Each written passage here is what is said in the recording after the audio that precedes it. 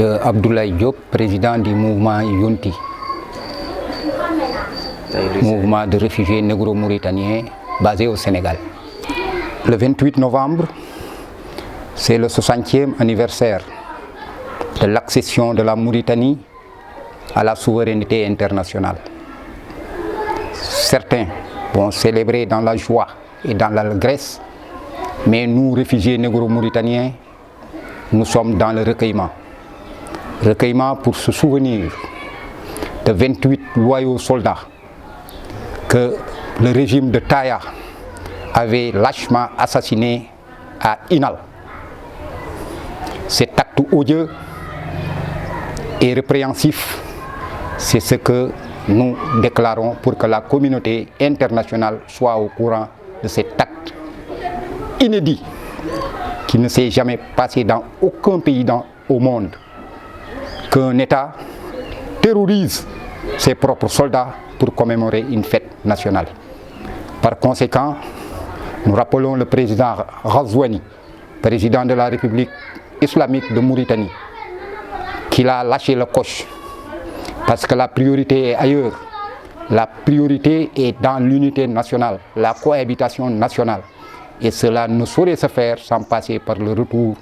des réfugiés négro-mauritaniens et le règlement du passif humanitaire. Le mouvement Yonti exhorte le gouvernement du Sénégal et la chaire d'instruire le comité national de gestion des réfugiés qui est basé à la présidence, sous la présidence du chef d'état-major particulier du président de la République, que des fonds ont été alloués, 2 millions de dollars,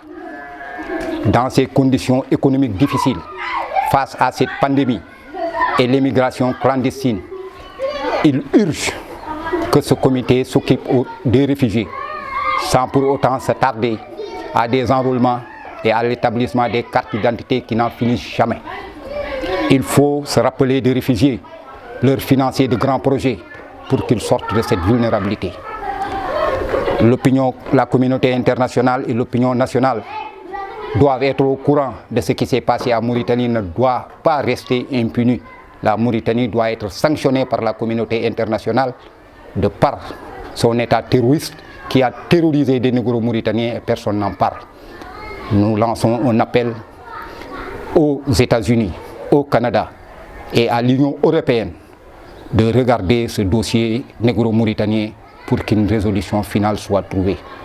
Tey jii moom dañu doon wax ci 28 novembre mooy fête nationale indépendance Mauritanie muy juróom benn fukki at yu Mauritanie moomee boppam réew mi war ko féete waaye ñun mouvement réfugié négro-mauritanien ci kaw naqar ak tiis lañ koy féetoo lu waral loolu mooy ñëpp a ngi fàttaliku 90-91 les années 90-91 l'État terroriste de Nouakchott dafa jàpp ñaar fukki nit ak juróom-ñett ñuy ay soldats négro-mauritaniens ñu rey leen pour feetu bi muy lu nga xam ni kenn mosu ko gis ci mel ni réew mu nga xam ni da nga war bégal say doom waaye nga jàpp ay soldats yu nga xam ni c'est de loyaux soldats nga yóbbu leen Inal nga rey leen 28 pour célébrer fête bi ñu ne ñun ak képp ku nga xam ni xelam day nàcc muy nangu dëgg du ci ànd ñu bëgg nag ñun mouvement Yonti xamal président Ghazouani ci li mu nekk foofu du mooy priorité yi mooy di defanteega Aziz amaana xëy na baax na waaye buntu bi mooy li nga xam ni mooy boole doomu Mauritanie yëpp mooy mu fexe daw làqu yi dellu si ñu def ko ci yoon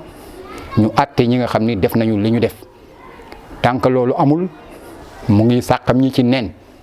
ndax loolu du jubalee réew mi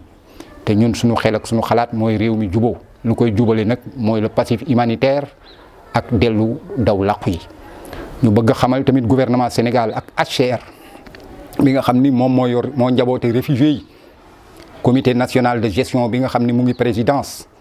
te partenaires financiers yi jox leen xaalis muy 2 millions de dollars buñ ko jël di ko defaree ay carte d'identité yu nga xam ni duñu jeex carte d'identité yu nga xam ni dana dem ay ati at muy ay enrôlement du jeex jafe-jafe yi métti na corona baa ngi fi xale yaa ngi dem ci géej gi nañu fàttaliku njabootu réfugiés yi ñu def leen ay financement yu nga xam ne war nañ ci mun liggéey te ñu jóg ci mbir mi ñuy wootam communauté internationale ñu xool la ñuy def ñeneen ñoom Gbagbo ñoom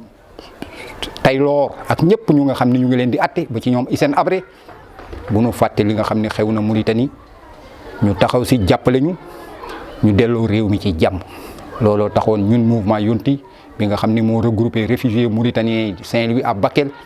ñu def déclaration bi war ko feetoo nag foofu ca vallée ba nga xam ne ñun ñëpp dañuy noppi tëri ay saar ñaanal suñuy néew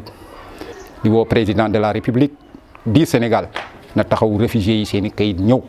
nit mënul nekk ci réew yorul dara yorul kayit loolu mënul dox ñu ngi ko koy wax nag yàgg na ñun gisuñu benn avancement